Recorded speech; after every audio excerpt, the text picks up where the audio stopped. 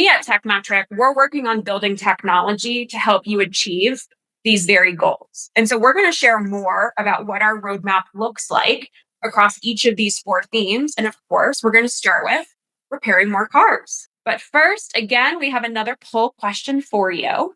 What percentage of your car count is from true new customers? One of the reasons why this is so important is that a lot of times it's out of your control, no matter how good your service is. Sometimes people just move. Sometimes people get different cars and no longer need service for a little while. So it looks like about 50-50 between less than 20% and somewhere between 20 and 40%. So Lauren, let's dig into this. All right, interesting. So here's what we know. We know the competition to win new customers is fierce. So let's go back to Palmer, Massachusetts for a moment. We'll go back to Jay. So Jay has been getting a bigger slice of the same pie, but in doing so, he's been competing against 12 other auto repair shops within just a few miles of his shop. So zoom out to the rest of the United States. What we know is the average American has 15 auto repair shops within just 10 miles of their home. So why does this matter? It matters because it means that winning new customers is hard, again, because the competition is fierce. So that means we need the right strategies and the right tools in order to do it. But it also matters because it means that keeping existing customers is so important. So going back to the Tekmetric data set, we're able to look at, for shops that are healthiest financially, what does their mix of new customers look like? And we generally see that those healthiest shops have about a 30% mix of new customers. When that mix skews too high, call it 50% plus, what we generally see with those shops is they're spending a boatload of money on marketing and they have a leaky bucket problem, meaning that they just have customers going out the back door and those customers just aren't returning.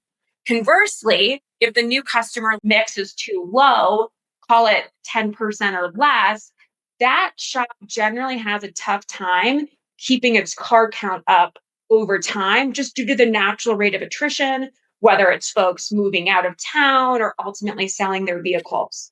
So we at Tekmetric, we're working on building technology to help you achieve this very goal. All right, now we are going to talk about our next theme, which is making more money per vehicle as measured by ARO.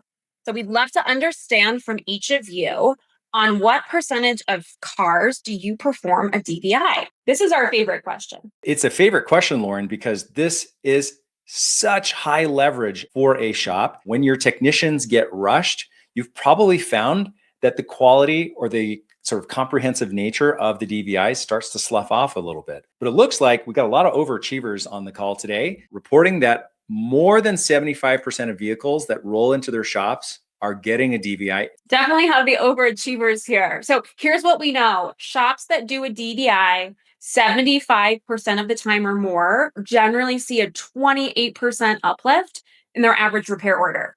What we also see is the more image content, the more video content that's on the DVI, that ARO uplift just keeps going up. So if you take that 28% and you apply it to the average car count of shops in the United States, that's an additional $250,000 of revenue into each of those shops. So it has a huge impact. And so we spend time with each of you understanding, where is that uplift coming from? And what we understand is some of the time that uplift happens immediately. You're, of course, writing up more work and you're generating more revenue. But a good portion of the uplift actually takes place over time, because today's declined work is actually pipeline, and that pipeline converts into accepted work down the road. We also spend time with those of you who do not do DVIs 75% of the time or more.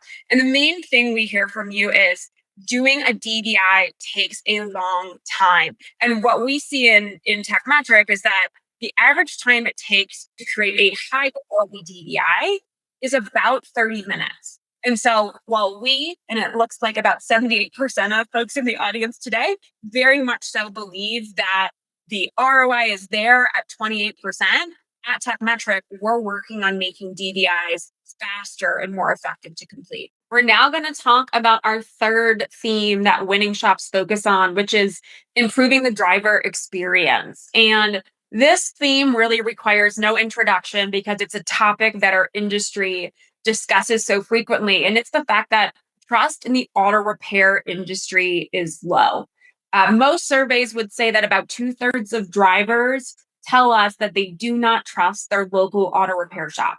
And again, we know we talk about this theme a lot across our industry, but it's important for us to be mindful of it because it really goes directly against the goal of getting a bigger slice of the same pie. And the reason for it largely goes back to the fact that there's an information gap. Each of you know so much more about a highly technical topic than the average American. And so, to a certain extent, this is a bit of a compliment.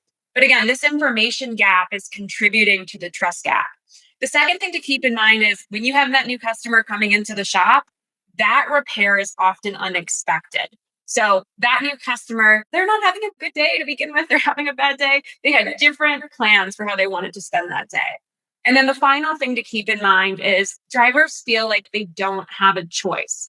They certainly have a choice of 15 repair shops in their local area, but whether or not they actually want to get their vehicle repaired is generally not a discretionary decision for them.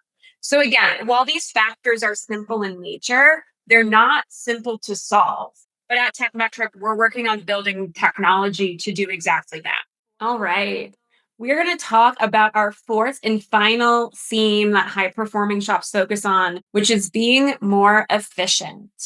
So, as part of that, we'd love to understand from each of you what is your average cycle time, AKA when I drop my keys off, when will my car be ready? Yeah, it looks like we're hovering around same day and next day. We have the overachievers here once again. Okay, so here's what we know. Delving back into the Tekmetric data, the average cycle time for a repair shop in the United States is 2.5 days. We can also, though, compare that to the average wrench time, which is just 3 hours. So, of course, you put those two metrics together, what it ultimately means is 95% of the time, a car is sitting in a shop and not being worked on. And at Tekmetric, we refer to this as the non-wrench time. And we believe that this is the silent killer of shop profitability. So for that reason, we're building product to address this very metric. All right, there you have it.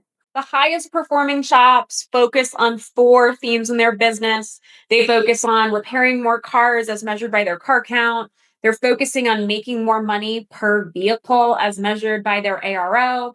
They focus on improving the driver experience as measured by their CSAT scores or their Google reviews. And then finally, they focus on being more efficient as measured through their cycle time.